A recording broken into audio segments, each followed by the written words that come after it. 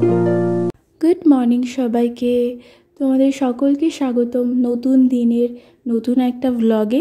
তো আজকে সকালটা আমি আমার রুম থেকে স্টার্ট করলাম। আর হ্যাঁ, তার আগে আমি ফ্রেশ হয়ে নিয়েছিলাম, কারণ সকাল সকাল ঘুম থেকে উঠে সবার প্রথমে আমি যেটা করি, দোকানে যেতে হয়। তো দোকানে কিছুক্ষণ থাকার পরে যেই ভাই চলে যায়, তারপরে বাড়িতে এসে টুকটাক যা যা কাজ থাকে আর কি, সেইগুলো মায়ের হাতে হাতে সাহায্য করি, কিংবা নিজে একাই করি।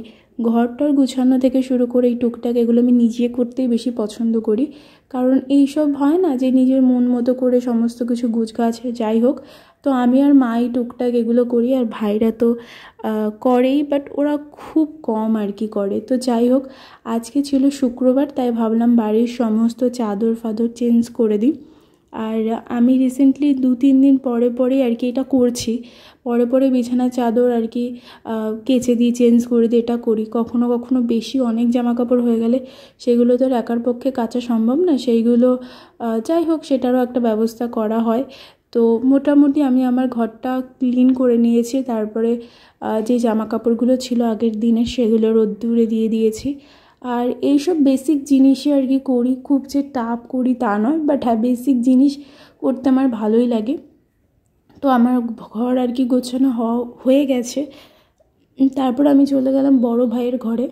বড় ভাই যেহেতু বাড়িতে থাকে না, তাই ভাবলাম ওর ঘরটাও গুছিয়ে দিই। আর বাড়িতে থাকলেও টুকটাক এগুলো করে দিই। আর ওরা আমার ভরসাতেই ম্যাক্সিমাম টাইম বসে, যে কখন আমি চাদর চেঞ্জ করব, কখন এ করবো। মানে ওদের একটাই কথা, যদি বলি যে না তোরা নিজেরা পাল্টে নে বা নিজেরা এগুলো করতেই তো পারিস বেসিক কাজ, কিন্তু না, ওরা একটা কথাই বলে যে আমার দিদি থাকতে আমি কেন করব। এরপরে আমি আর কোনো কথা বলতে পারি না, কারণ এটা যখন বলে দেয় তখন আমি শুধুমাত্র দিদিকে করে তাকিয়ে থাকি, তারপরে আর কিছু আর কি বলি না। তো যাই হোক, ভাইয়ের ঘরটাও ঝাড়ফাড় দিয়ে, তারপরে ওর বিছানার চাদর ফাদর গুছিয়ে গাছিয়ে দিয়ে, তারপরে মা বাবার ঘরে চলে আসলাম। আর এটা হচ্ছে আমার মা বাবার রুম। আর এইখানটা ম্যাক্সিমাম টাইম রান্নাবান্নাও হয়, মা বাবাও থাকে।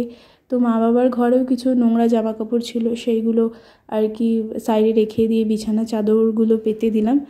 আর যেহেতু মা বাবার ঘরটা একটু বেশি আর কি স্পেশালি বিছানা চাদর বালিশের কভার নোংরা হয়, কারণ এই ঘরে রান্না বান্না করা হয়, কখনো খাওয়া দাওয়া, যাই হোক এই ঘরটাই বেশি আর কি আমরা সবাই ব্যবহার করি।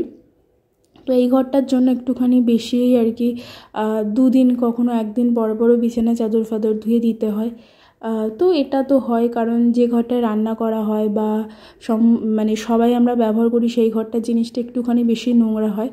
আর অন্য অন্য ঘরে আমরা থাকি একা একার মতো, এরকম থাকি, ভাই ভাইয়ের ঘরে, আমি আমার ঘরে, ছোটো ভাই ছোটো ভাইয়ের ঘরে। তো এইগুলো তো সেরকম একটা হয় না, নোংরা হয় না। বাট যাই হোক, রান্নাঘর হলেই রান্নাঘরের জিনিস একটু তেল খাসটা বা তেল চিটচিটে হয়, তো এটা তো হবে, এটা বেসিক জিনিস। তো মা বাবার ঘরে সমস্ত কিছু চেঞ্জ করে গ্যাস ট্যাস মুছে তারপরে জল গরম দিয়েছিলাম।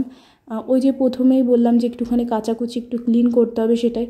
আর কয়েকদিন ধরে আর কি শরীরটা অসুস্থ ছিল, তাই প্রতিদিনের কাচা আর করা হয়নি। আর আমি কি করি, আমার নিজের মানে কাচা যে জামাকাপড়গুলো বা আমার যে নোংরা জামাকাপড়গুলো আমায় কেউ কেচে দিক, সত্যি বলতে আমার এটা একেবারেই পছন্দ নয়। আমি নিজের কাজ নিজে করতেই ভালোবাসি, এটা আমার ছোটোবেলা থেকেই বাতিকটা আছে। সে অন্য কেউ কেচে দিল বা মা কেচে দিল, আমার কেন জানি না, আমার পছন্দই না। যাই হোক, নিজের মতো কয়েকটা বাড়িতে পরার নাইটি ছিল, টুকটাক ছিল, সেগুলো কেচে দিয়েছি। তারপরে চলে গেছি দোকানের দিকে। ওদের আগে খাওয়া দাওয়া করে ফ্রেশ হয়ে নিয়েছি। আর কদিন ধরে আমাদের পাড়াতে রাস্তায় কাজ হচ্ছে, আর এটা প্রায় শুনে যাচ্ছি 10-12 বার আর কি রাস্তা মাপা হয়েছে। আর আজ প্রায় 15-16 বছর পরে রাস্তাটা কমপ্লিট হচ্ছে, ভাবো তাহলে। আমি যখন ছোট ছিলাম ওদের বয়সী, তখন থেকে দেখছি রাস্তা এরকম কাদা, তো তারপরেও ইটফাট পাতা ছিল। তো এখন রাস্তার কাজ করছে তো বৃষ্টির সময়। আর এইখানে আমাদের এখানে একটু বৃষ্টি হলেই জল জমে যায়, এটা একদম বাজে একটা অবস্থা। বাট একদিকে ভালো লাগে, যখন মাঠটা বা যখন শুকনো থাকে বেশ ভালোও লাগে মাটির রাস্তা দিয়ে হাঁটতে। যাই হোক, দোকানের সামনে একটু বেশি ক্ষতি হয়ে যায় আর কি, যেহেতু জল কাদার মধ্যে। আর যাই হোক, একটু অসুবিধাও হচ্ছে, আপস অ্যান্ড ডাউন, এমনিতেও দোকানের বিজনেসের ক্ষেত্রে অনেকটা প্রবলেম হয়ে যাচ্ছে। তো যাই হোক, এখানে ওরা সবাই কাদায় নেমে ইট ফিট ঠিক করছিল, তাই বললাম যে না, দোকানের সামনে কটা ইট পাতিয়ে দে, তো পাতিয়ে দিয়েছিল। তারপরে দোকান থেকে বাড়ি চলে এসেছি। আর আজকে আমি বানাচ্ছি homemade ice cream. For the first time বাড়ির সবার জন্য বানাচ্ছিলাম। আর হ্যাঁ, এই হোমমেড আইসক্রিমের পুরো রেসিপিটা আমি তোমাদের সাথে শেয়ার করে দেবো, তোমরা চাইলে চেক আউট করতে পারো। সো যাই হোক, এই ছিল আমার ভ্লগটা। তোমাদের কেমন লাগলো কমেন্টে জানিও। So by.